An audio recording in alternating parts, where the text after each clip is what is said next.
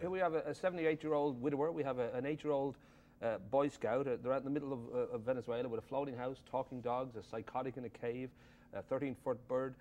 Were you high at all when this sort of came together? Because that again, how many movies have we seen with that? Good grief.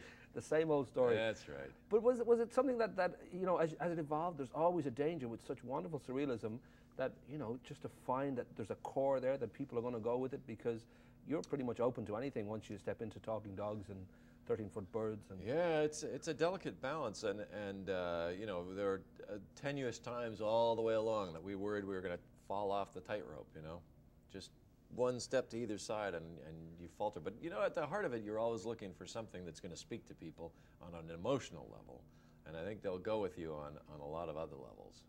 At the center of this is our 78-year-old widower, Carl Fredrickson, voiced by Ed Asner, and he was, in the visuals anyway, he was certainly inspired by people like Spencer Tracy and Walter Matthau and some of the old original Disney men like Joe Grant and Ollie Johnson, and the idea that you've got at your core a 78-year-old man. Obviously, from a money point of view, from the studio point of view, I don't know whether there was ever a kind of a debate about, well, is this going to work, or was it always, we have complete faith in your idea, let's go with it? We looked at the pensioners as an untapped market that we could really, no.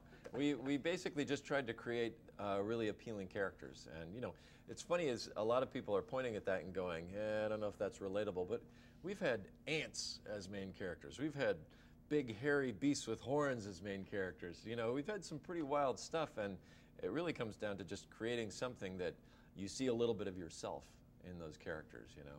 Well, I was thinking actually, when it comes to, you know, the core relationship between, you know, a pensionable kind of, you know, grumpy old timer and this hyperactive, young, blabber-mouthed kid. This is sort of inspired by Demi Moore and Ashton Kutcher, right? There's a sort of, well, that notion too that this comes with a wonderful short story, Partly Cloudy, which is directed and written by Pete Son, which I was delighted to hear that Russell, our little Boy Scout, yes, is based on him. Would Pete in any way be flattered by such a thing? Because this is a hyperactive, chubby little child. I know. Who well, bounces that's kind off of walls. the way Pete's a very enthusiastic, just really passionate guy, you know.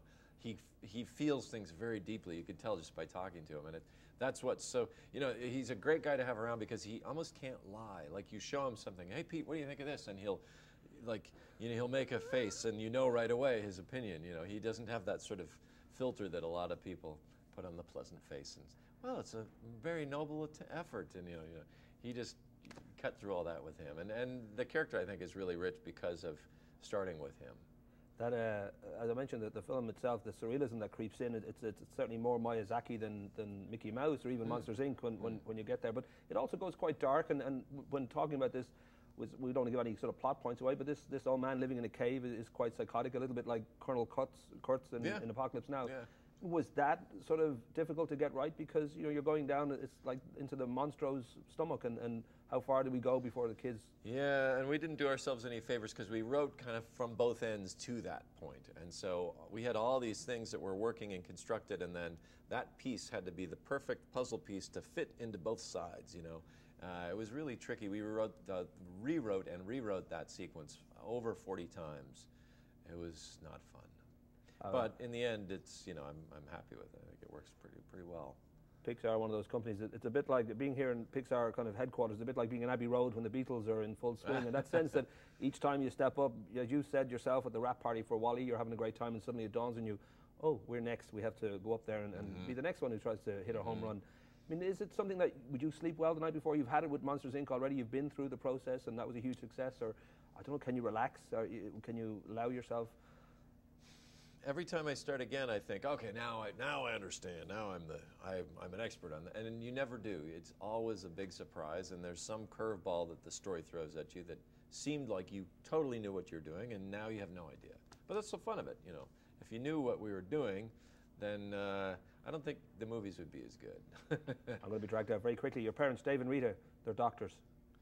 Well, my father is doctor. Yeah, that's right. My mother. Your father is both doctor. Yes. You sure that's not a cartoon character? Was your father a cartoon character? Yeah. Well, I do have my PhD. Those are my initials. Right. So Peter Hans Doctor. Rock and roll. Yeah. Not a friendly finger. Very nice to talk to you, sir.